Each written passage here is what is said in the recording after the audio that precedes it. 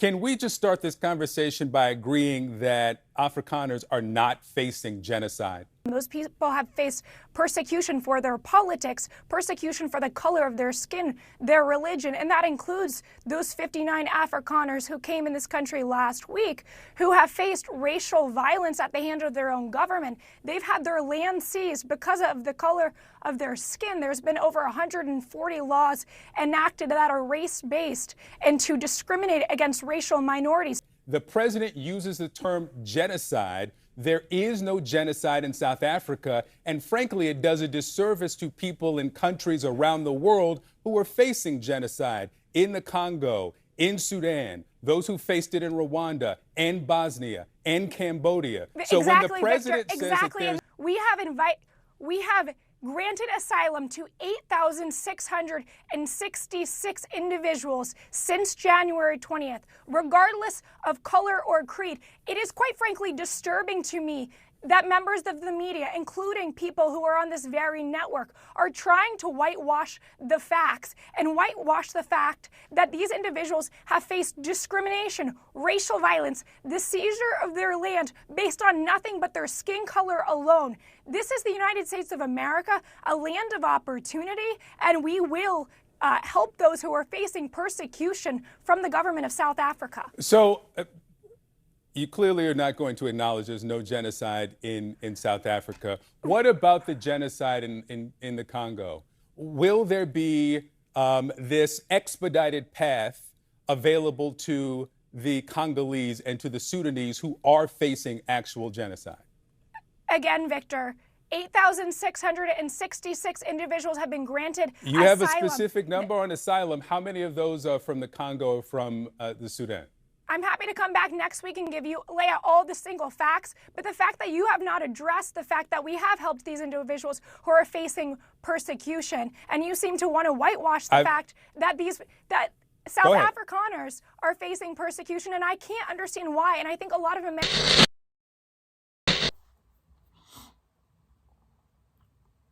Guys, this one is off the hook. So this is a CNN anchor who is going head to head with this assistant secretary. I think she's assistant secretary of internal affairs, I think Homeland Security. They were really trying to break through and discuss this whole thing about Trump taking in the white Afrikaners over the refugees in Afghanistan, in the Congo, in Rwanda, and all of that. And you could hear from the beginning of the video how she really tries to adumbrate the way the U.S. regime still sees, the white Afrikaners. And, what she says, I think there was a comment anyway under the video that actually says that she actually speaks confidently for the Afrikaners, the white Afrikaners, even though she's wrong about genocide and all of that. So that was one of the comments from a South African in the comments. But one of the parts of this video I found interesting was how, the regime of Donald Trump actually have made up their minds in how they've decided to see South Africa, how they've decided to see President Ramaphosa, how they've decided to see the Land Expropriation Act. And that spells a lot. A lot of work now would have to be done by South Africa to probably correct all of these things. Otherwise, I really don't think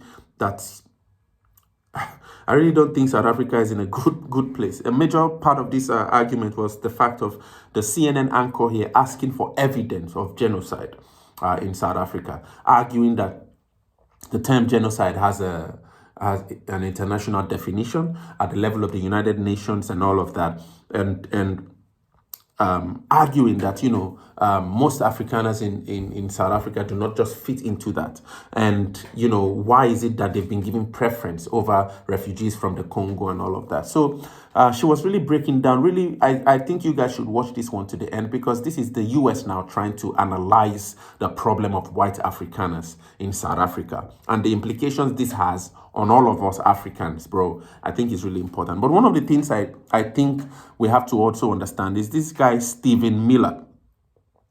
And it appears that this Afrikaner issue has been stemming from what they think has been an abuse of the refugee process under former President Joe Biden. He actually argues that, many of the Afghan refugees which were processed under Joe Biden's time, many of them were not made to go through the proper vetting channels and all of them. So now when President Trump came and shut down that whole problem, the leftists in the US went really crazy. Let's just quickly listen to Stephen Miller break down his understanding of what it is that a refugee should be and why the white Afrikaners in South Africa fit into that definition. And I'll be back to play the video with this CNN anchor and this Assistant Secretary of Homeland Security really break down and analyze the problem of white farmers in South Africa, as being persecuted from that perspective going forward. Yeah, that's a really exciting news story, isn't it? The rationale behind it when refugees have not been taken back from other countries, why is the U.S. taking these from South Africa? Well, because what's happening in South Africa fits the textbook definition of why the refugee program was created. This is persecution based on a protected characteristic, in this case, race. So this is race-based persecution. The refugee program is not intended as a solution for global poverty, and historically it has been used that way. Wherever there's global poverty or wherever there's dysfunctional governments, then the U.S. refugee program comes in, swoops people up, relocates them to America, and you have multi-generational problems. You even into the second and third generation, you have endemic poverty, you have crime issues, you have integration issues. The U.S. refugee program in America has been a catastrophic failure. I mean, if you look, for example, at the Twin Cities area, I mean, just in terms of markers of educational outcomes, in terms of public safety, in terms of welfare use. I mean, it's been a complete public policy failure. And so this is an example of the president returning the refugee program to what it was intended to be used as.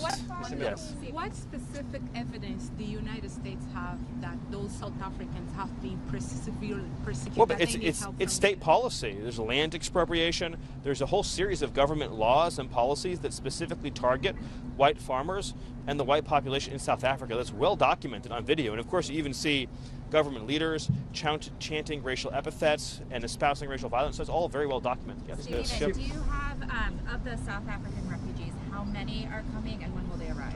Well, I don't have an exact update for you on that yet. I don't want to confirm any news reports, but that's just the beginning of what's going to be a much larger scale relocation effort.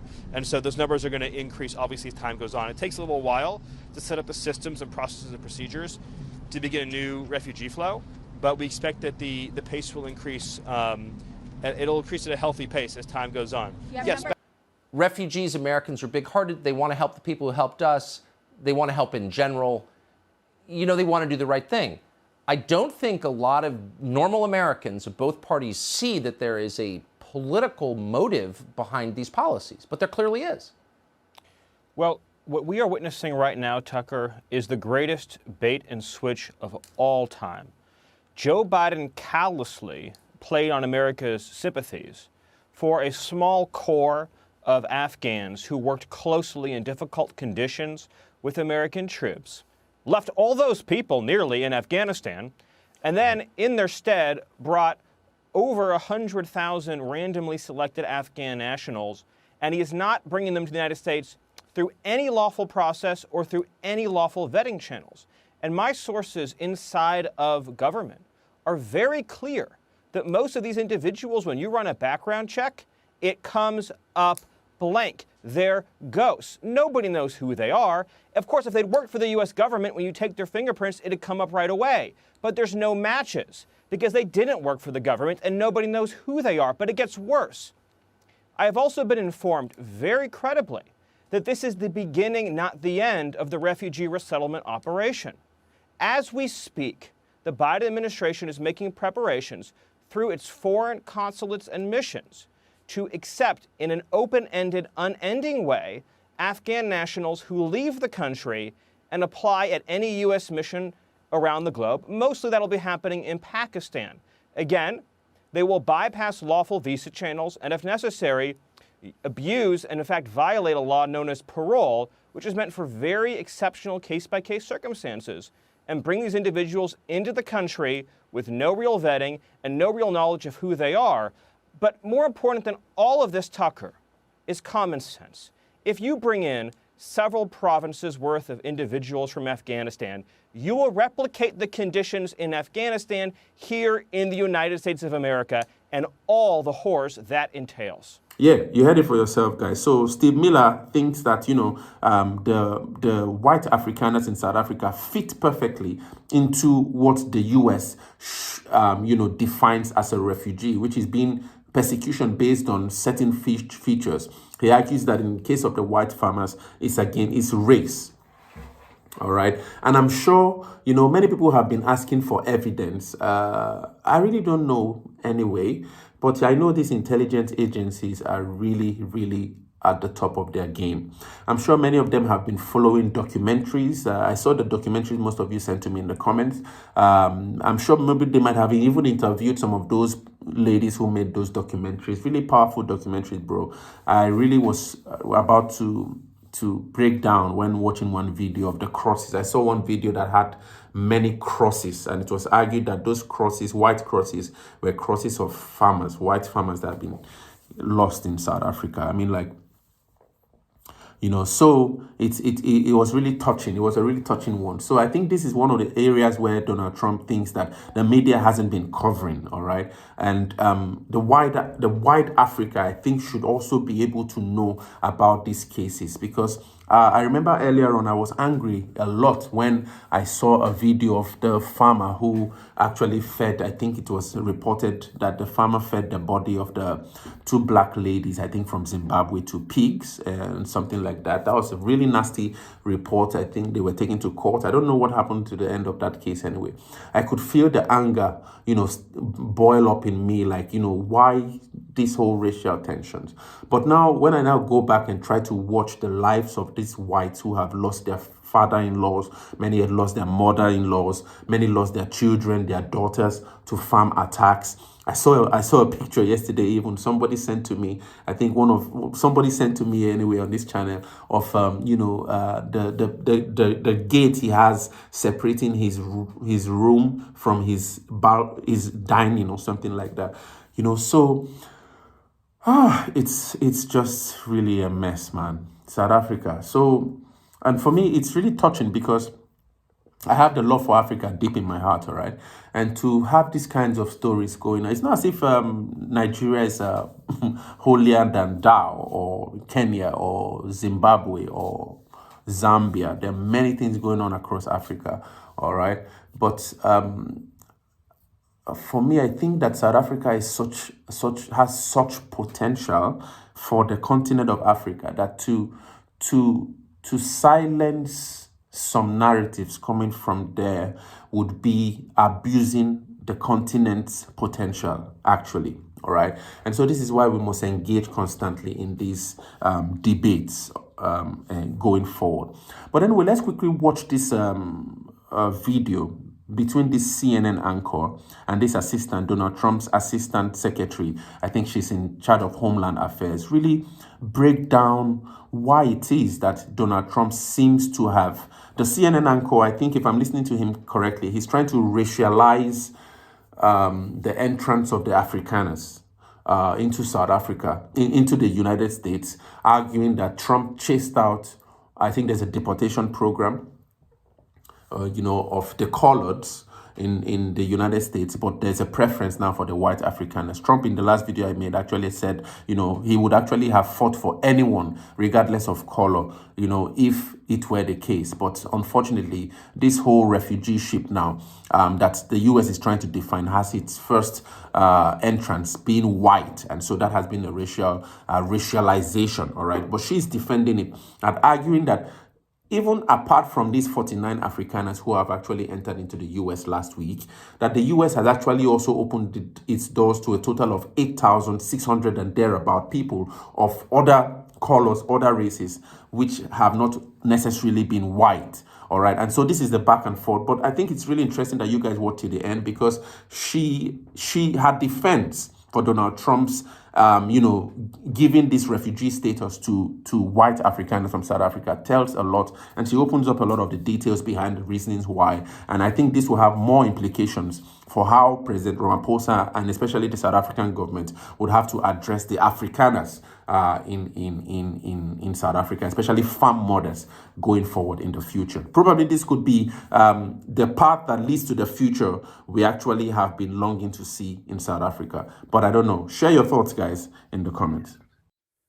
So a lot to talk about with Tricia McLaughlin. She's back with us. She's the Assistant Secretary for Public Affairs at the Department of Homeland Security. Tricia, welcome back. Let me start here. Despite the president's repeated reference, can we just start this conversation by agreeing that Afrikaners are not facing genocide? Absolutely not.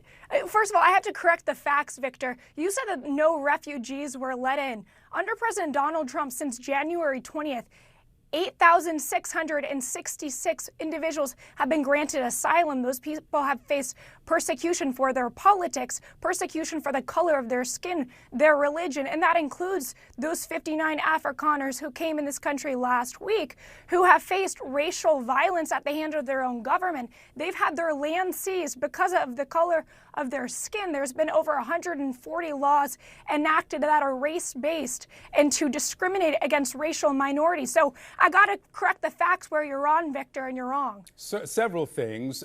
President Ramaphosa says that although the law was signed in January that would give the government the purview to take the land, no land has been taken from Afrikaners. Also, that's President Ramaphosa. He'll be at the White House this week. Take it up with him. Also, the definition of genocide is aimed at extermination, right? And so although there is violence in South Africa, there's violence against Black South Africans too. So when the president says that there is genocide, where is the evidence?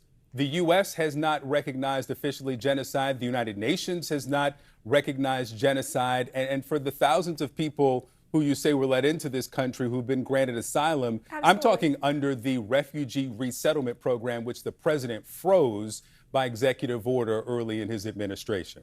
Victor, can we take a pause and sure. recognize the fact that you are defending race-based discrimination? You are defending race-based violence. I'm not defending race-based discrimination in any way. The president uses the term genocide. There is no genocide in South Africa, and frankly, it does a disservice to people in countries around the world who are facing genocide in the Congo, in Sudan, those who faced it in Rwanda and Bosnia and Cambodia. So when the president says that there's genocide in South Africa, it does not exist. We should probably just start with that truth.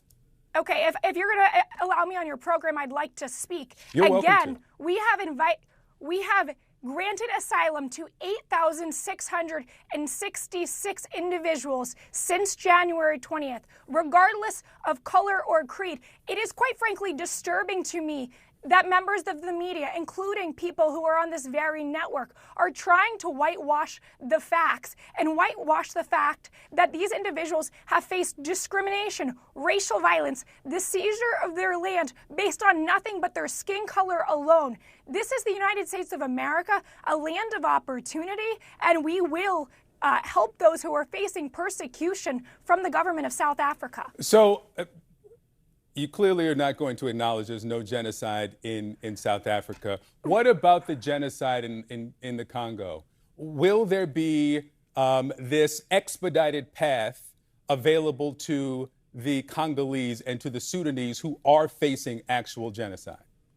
Again, Victor, 8,666 individuals have been granted asylum. You have a specific number on asylum. How many of those are from the Congo or from the Sudan?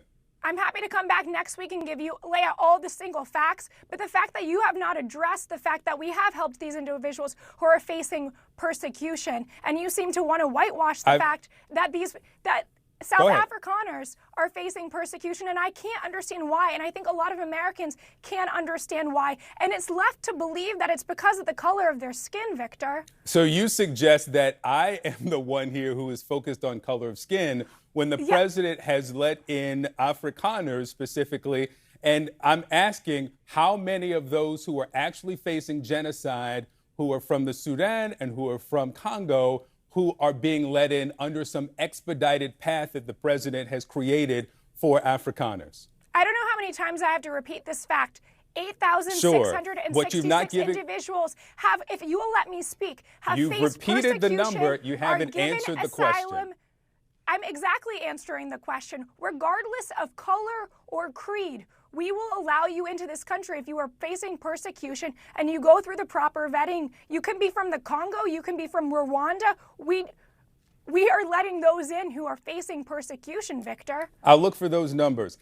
Let me get you last thing here on this game show that's being pitched to the Department of Homeland Security. This is the producer who is pitching this. We've got some sound from him. His name is Rob Warsoff. Let's play what he describes this show as, immigrants competing for American citizenship. Let's play it. I think they're taking it seriously. I feel good about it. I'm not the Department of Homeland Security, so I can't tell you the whirlwind of the last 24 to 48 hours since my pitch document was leaked to somebody in the press. I don't know where they stand exactly now, but I feel like we're trending in a good way. And I have interest from networks. I have interest from production companies to pair with, and I feel good about it. And so he says that the department is taking it seriously. Is DHS taking this pitch seriously? Victor, I receive hundreds of pitches a year for scripted shows, for docuseries on anything from TSA to FEMA to U.S. Coast Guard to Secret Service to CBP to ICE. We review them all thoroughly. We give everyone a shot to make their pitch, but this is still in the very, very beginning phases. Secretary Noem is not even aware of this pitch, or sure wasn't until this Daily Mail fake story came out that she was backing it. So again, I haven't even reviewed the pitch doc, so we'll take a look. So you haven't reviewed the pitch doc. Has someone in the department, for him to say they're taking it seriously, he's had several meetings. Is this something, well, let me rephrase the question because you've answered that one. Why consider, after all that we've discussed, how serious who's being brought into this country, the refugee program, immigration, literally turning it into a game? Why consider that? Victor, we get hundreds of pitches, pitch decks, and they go to one person's office and they're reviewed. Again, I've not reviewed that pitch deck. So for you to say we're taking anything seriously is just not true. I asked if you're taking it seriously, but you gave your answer. Tricia McLaughlin, always good to have you on the show. Thanks so much. Thanks, Victor.